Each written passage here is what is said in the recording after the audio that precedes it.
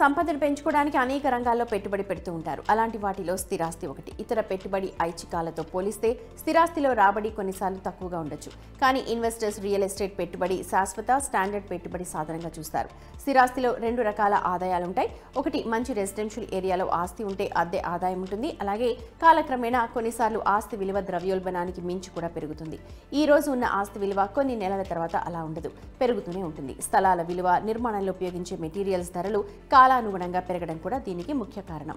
హైదరాబాద్ కూడా దేశంలో అత్యంత ఆశాజనకమైన స్థిరాస్తి గమ్యస్థానాల్లో ఒకటిగా అవతరించింది.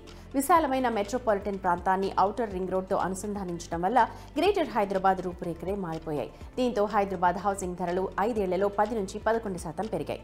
దీనికి ముఖ్య కారణం నగరంలో అనేక ఐటీ పరిశ్రమలు, ఔషధ, బయోటెక్నాలజీ పరిశ్రమలకు ప్రాముఖ్యత ఇవ్వడం. పారిశ్రామిక పార్కులు, పెట్టుబడిదారులకు అనుకూలమైన విధానాల వంటి ప్రభుత్వ కార్యక్రమాలు ఆర్థికాభివృద్ధికి మరింత ఊతమిచ్చాయి. గృహ, వాణిజ్య స్థలాలకు పెరిగిన డిమాండ్ కూడా స్థిరాస్తి రంగాన్ని సానుకూలంగా ప్రభావితం చేసింది. ఫలితంగా హైదరాబాద్లోని అభివృద్ధి చెందుతున్న ప్రాంతాలు దీర్ఘకాలిక రాబడి కోసం చూస్తున్న వారికి లాభదాయకమైన పెట్టుబడి అవకాశాలను అందిస్తున్నాయి.